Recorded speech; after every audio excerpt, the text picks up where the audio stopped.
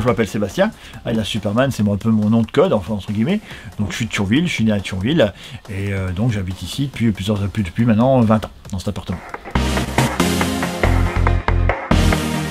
Alors l'idée est venue à mon emménagement en fait, quand je suis arrivé ici en l'an 2000, j'étais jeune DJ à l'époque et j'étais déjà un petit peu foufou dans ma tête et je voulais faire un appartement un peu incroyable, un peu sympathique, donc j'ai appelé plusieurs amis pour m'aider à faire des nouvelles idées et on a travaillé 1 an sur le projet pour faire cet appartement là. Résumé, je pense que c'est un voyage un peu dans un monde un peu différent, qui surprend, quoi qu'on fasse, à mon avis, quoi qu'on fasse, on est surpris. Je pense que chaque visiteur, qu'il aime ou qu'il n'aime pas, c'est pas le problème, mais il est surpris, quelque part. Donc on peut pas résumer tout ce qu'il y a ici, même moi j'y arriverai pas, même moi je suis capable de détailler tout ce qu'il y a, ne serait-ce que les 100 000 étoiles au plafond, c'est pas possible. Par contre, il faut se faire sa propre idée, parce que chacun a sa propre idée, et je le sais, parce que quand je vois les mots dans le livre d'or, chacun a eu son ressenti. Donc on est obligatoirement sûr de trouver quelque chose qui nous plaît. Des choses qui nous plairont pas, ça c'est sûr, mais on est certain de trouver au moins une chose qui nous plaira et qui nous surprendra. Alors, combien de temps ça m'a pris? 20 ans, c'est pas difficile, parce que l'appartement a changé chaque année. Chaque année, des nouveautés sont arrivées, donc il y a des objets qui viennent de beaucoup de voyages, il y a des objets qui ont été achetés 2-3 jours avant la soirée. Enfin, je veux dire, ça a mis des années et des années avant d'arriver à un appartement comme ça. D'ailleurs, je montre souvent en rigolant la photo de la première porte ouverte en l'an 2000, c'était vide, hein, quelque part. Hein. Oui, alors j'ai quand même un travail parce qu'il faut quand même financer tout ça, il faut payer le loyer aussi quelque part.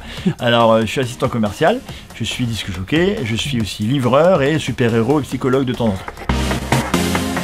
Alors, ça c'est aussi une petite longue histoire que je ne veux pas développer trop. Alors, quand j'étais gosse, j'étais fan de Superman, parce que c'était l'époque de ma génération, quelque part.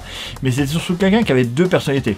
Une personnalité qui était timide, réservée, etc. Et une personnalité qui était beaucoup plus festive, etc. Et je me ressentais vraiment là-dedans. C'est-à-dire qu'à l'école, j'étais très timide, dans la vie, j'étais très timide. Mais en tant que soirée, j'étais vraiment j'étais à fond dedans. Et je me suis dit, c'est quelqu'un qui me correspond vraiment très bien. Et donc, je dis, voilà, c'est mon super-héros préféré, ce sera mon image. Et en 2006 est sorti Superman Return au cinéma. Et j'avais promis que le jour où sortirait Superman, j'irais déguisé en Superman. Donc j'ai acheté le costume à Metropolis, la ville de Superman directement, et je suis allé déguisé comme ça. Et du coup, ça m'a suivi, et ça me suivra, je mange comme un mort maintenant. Soit on est attiré par les gens, soit on attire les gens. Quand on est timide, on a du mal à être attiré par les gens, on essaie de discuter, mais on n'arrive pas trop à s'incruster, à se mettre dans un groupe. En tant que Superman ou dans un costume, les gens viennent vers vous. Donc c'est beaucoup plus facile de se dire, en fait, tout est une question de confiance en soi. De se dire finalement, ce que j'ai à dire, ça peut être important, ça peut être intéressant, ne pas savoir qu'il y aura toujours des moqueries, toujours des choses, mais ne pas en tenir compte. Mais effectivement, on sera jugé de toute façon, donc le plus important c'est d'avoir confiance en soi et de se dire, de toute façon, des timides, il y en a partout, et ça se trouve en face, c'est peut-être quelqu'un de plus timide que toi encore, donc il faut essayer et se lancer.